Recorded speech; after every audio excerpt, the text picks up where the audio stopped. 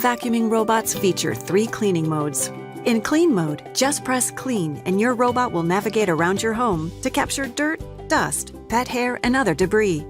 The robot will clean into edges and corners, navigate around clutter, and avoid stairs and other drop-offs. When it's done, the robot will return to the home-based charging station, so it's ready to clean again.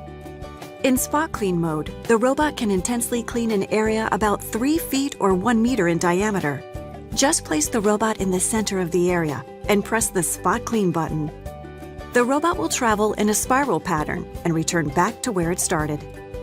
If your Roomba vacuum features scheduled cleaning, you can program your robot to automatically vacuum up to 7 days a week. Refer to your robot's scheduling instructions to set the days and times, and the robot will automatically clean, returning to home base to recharge when it's done.